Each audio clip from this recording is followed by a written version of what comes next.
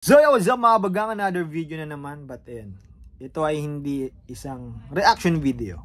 Okay, ito ay isang personal statement mula sa isang tagahanga or botante ni Mayor Digong Duterte. Okay, ito ay pagpapahayag ko lamang ng aking sariling opinion, guys. Okay, it's not necessarily na para makipag-away ako sa mga hindi sasang-ayon sa akin or para panggigilan ko sila or magalit sa kanila, no?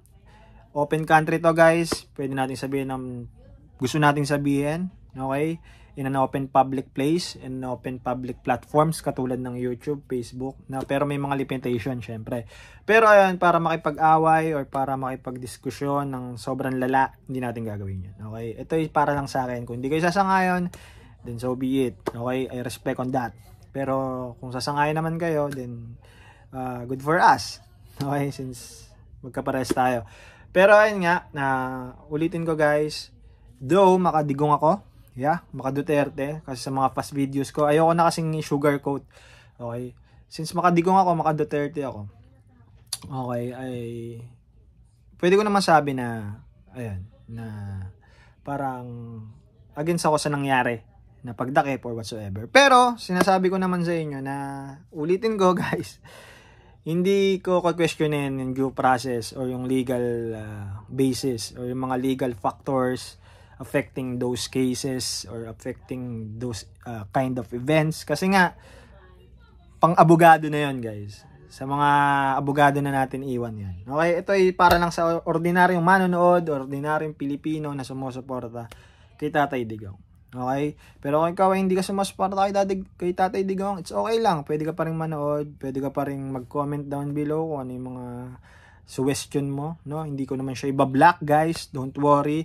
Wala ako dun sa point na para makipagbastusan, makipagpatayan para sa sinusuportahan ko. No, hindi ako aabot dun. Okay?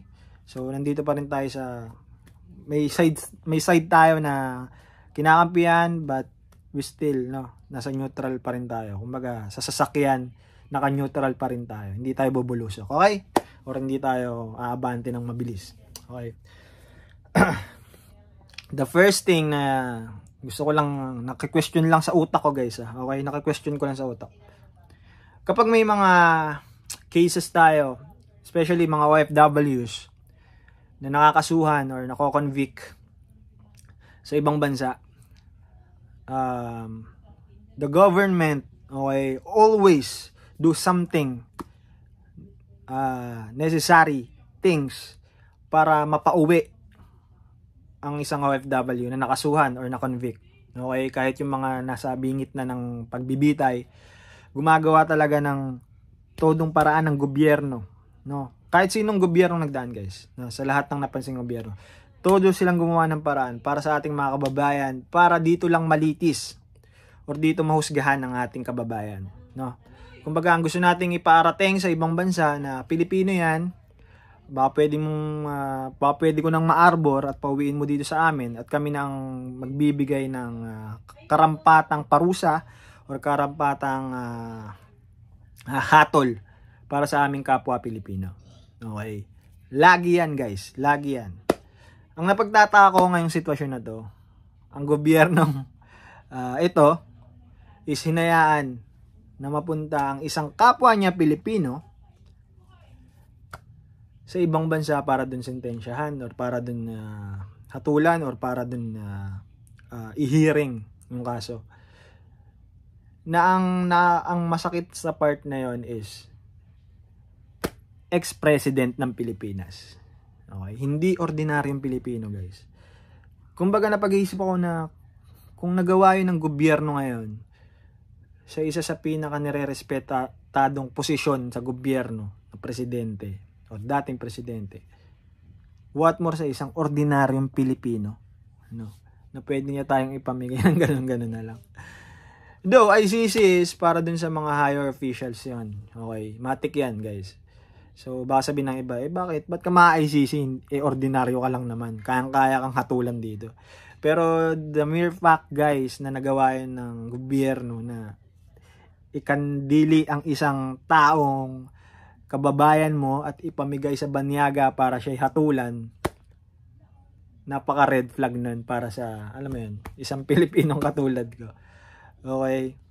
Sabi ko nga sa inyo guys, kung may kaso, may ebidensyang pwedeng bitawan ng mga prosecutor or yung mga nagrereklamo, then so be it. Okay?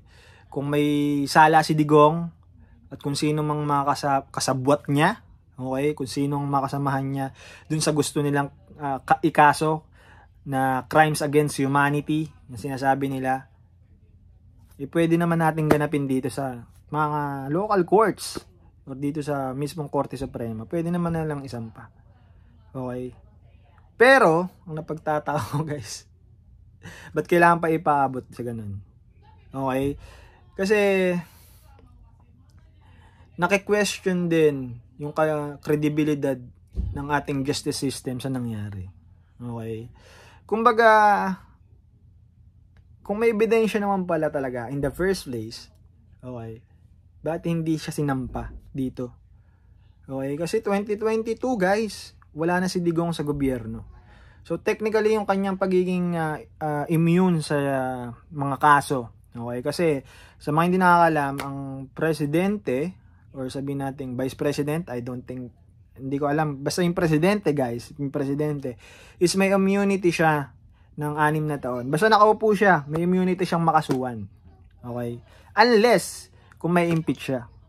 Okay? Ayun lang yung isang bagay na pwedeng magpakaso sa kanya kung may impeach siya. Katulad ni Erap na wala pang nasa katungkulan pa rin siya, wala pang 6 years. Parang 2 years pa lang siya, pero ayun nga, na-impeach siya ng Kamara, ng Senado. So technically, ayun yung way para makasuhan ng isang pangulo. Pero kung walang gagawa nun, okay, kung mag-a-appeal ka sa Korte Suprema or sa mga local courts, hindi yung tatalab. So, ang sinasabi nila is 2017 nahain na nga yun. Okay, nahain na yung kasong yun. Yung crimes against humanity na sinasabi nila na ayun yung kasong binanggit nila. So 2017 na nakaupo si Digong. So hindi nila makasuhan nga si Digong, gawa nga ng nakaupo pa. So pumunta sila sa ICC. And then yung 2017 na yun, ayun, nagpo-push through yung kaso until ayun nga, magkaroon ng warrant of arrest. Pero noong 2019, umalis nga tayo sa ICC. Pero nag-bearing pa rin kasi yung 2017. Gawa ng kasapi pa rin tayo doon. Okay? Kumbaga, alam mo yun, though, umalis tayo ng 2019, pero nag-push through kasi ng 2017. Which is, okay, due process, walang problema. Kung talagang nasa batas, walang problema. Pagtataka ko lang guys, 2022 wala na si Digong. Bakit hindi nila kinasuhan? Ba't walang nag-pursue na kaso? Okay, kasi di ba, kung ikaw talaga porsigido kang mamayang Pilipino na against ka sa nangyari, ba't hindi mo pinursue ng 2022? Wala naman na si Digong sa pwesto nun. Okay? Kumbaga, kung talagang gusto mo talagang madiin ng isang tao, ba't hindi mo agad, nung pagkababa pa lang sa posisyon, nung June pa lang, alam ko June ata, June 30 or June 1, hindi ko alam kung yung exact date ng pagbibitiw ng isang pangulo. Bakit nung pagbaba niya pa lang ng Malacanang, then magkaso na. Pero ba't di ginawa? So ayun yung isa ko na pagtataka. Okay? Ulitin ko guys, hindi naman ako against kung makasuhan si Digong. Kung may kasalanan talaga siya, then so be it. Anda naman talaga daw siyang humarap sa kahit anong korte. Lalo na dito sa Pilipinas. Okay? Kumbaga, kung talaga may kasalanan, edi panagutin natin dito. Okay, pero para mapunta pa sa kung saan, no? Kasi ang naiisip ko lang dito, guys, sobrang effective naman ng justice system ng Pinas. And especially, guys, okay, sa nangyayari ngayon, para talagang nasabotahe, okay, yung justice system natin dito. Okay, parang hindi ba kaya ng Korte Supremang hatulan si Digong sa kung ano mang pwedeng hatol sa kanya or sa talagang totoo niyang kasalanan? Bakit hindi ba kaya? Ba't ayaw dito isampa ng mga taong may ebidensya naman pala? Okay? Kumbaga, kung i-question mo yung sarili mong gobyerno para dun sa mga para dun sa mga nag-file ng cases against Duterte, kine-question mo ba yung gobyerno? Kine-question mo ba yung Korte Suprema sa abilidad nito para i-push yung kaso? Iniisip ba nila na ang Duterte hawak ang Korte Suprema or yung mga local courts dito? I don't think so, guys. I don't think so. Okay? Ganun ba kalakas ang Duterte? Ganun na ba sila ka-threaten para sa mga Duterte? Para, alam mo yun, gumamit na ng banyagang hukom para mapatumba o mapawala lang sa mga pwesto nila yung mga Duterte. Hindi ko maisip, guys. Hindi ko maisip. Nagtataka lang talaga ako.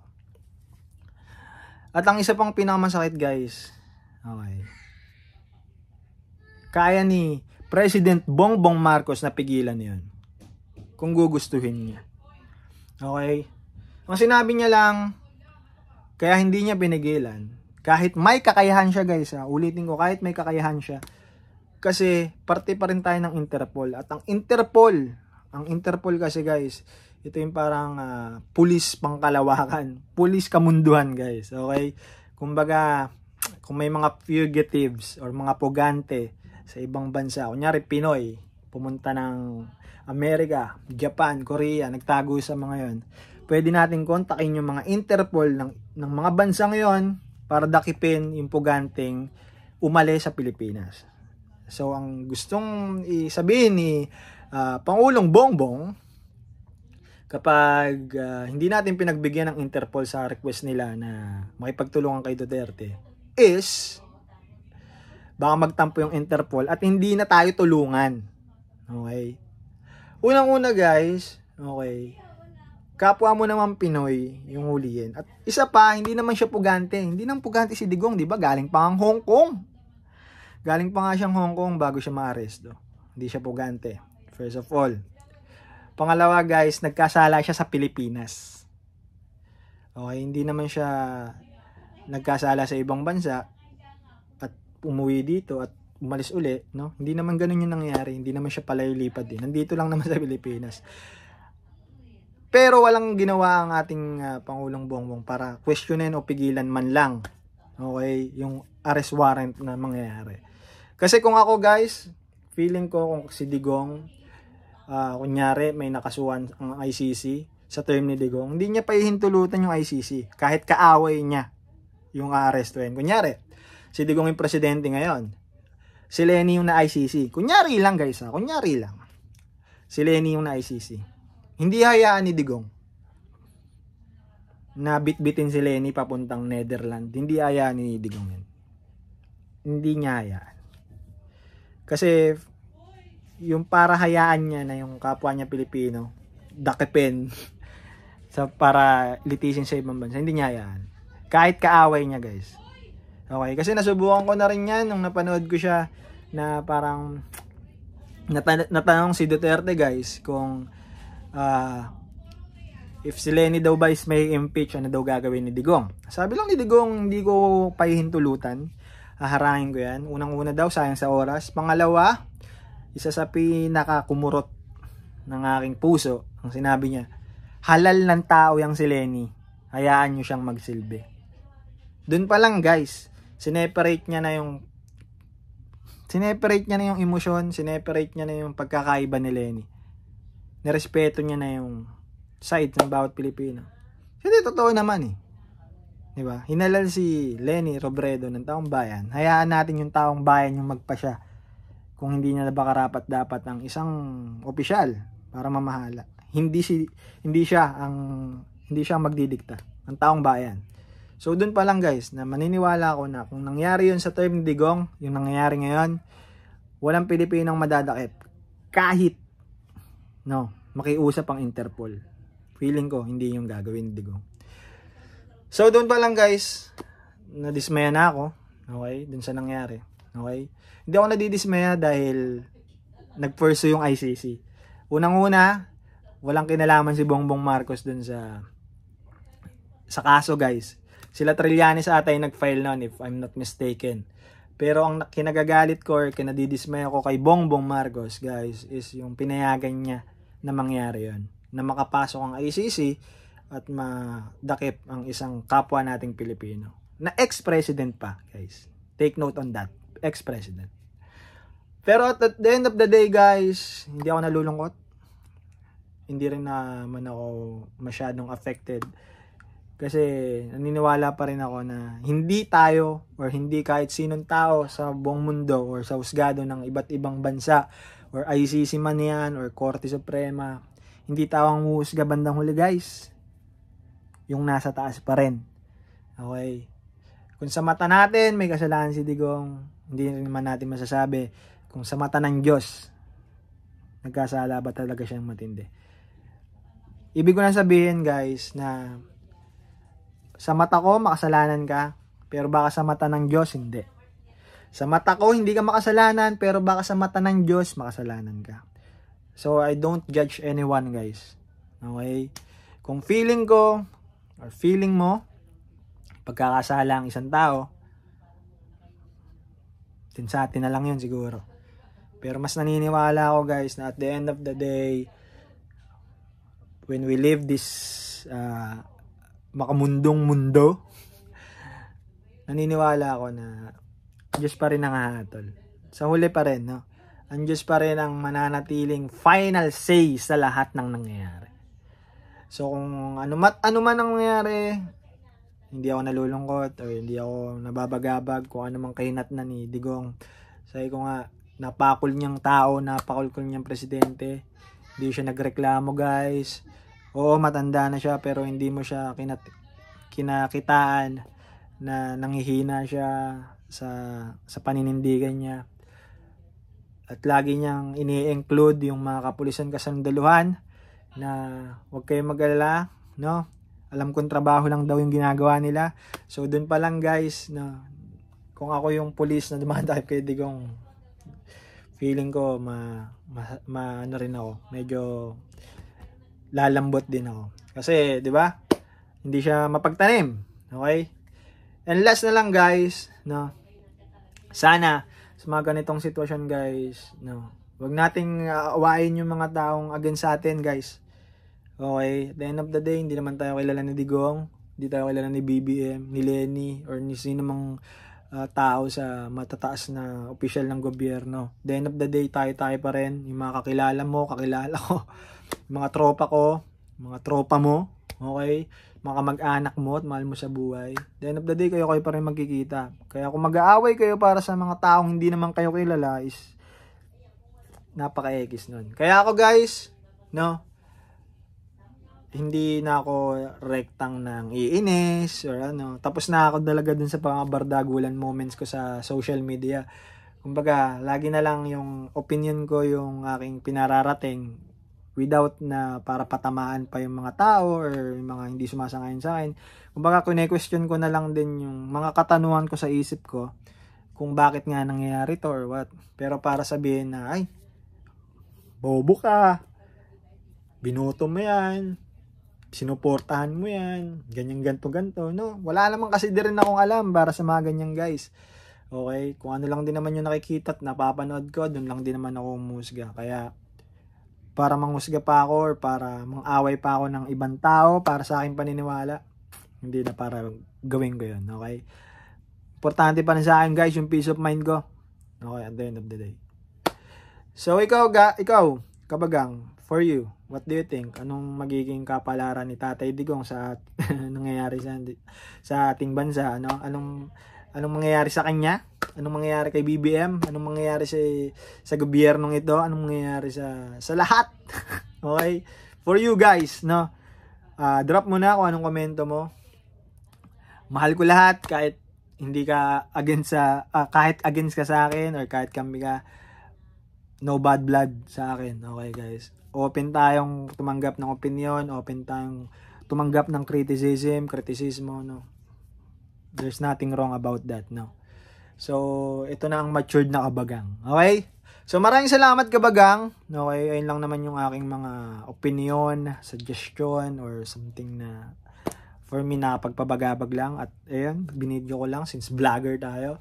Pero ayun lang guys, maraming salamat ulit. This one and only Kabagang TVCB. I hope, okay, na hindi ito yung platform para mag-away-away tayo, okay? So, ginawa lang naman natin to para magbigay ng ating malayang pamamahayag, okay, patungkol sa mga nangyari. Maraming salamat Kabagang. Good night. Peace. Kapayapaan pa rin guys. Tama na tayo mag-away sa mga ganyan. Sheesh!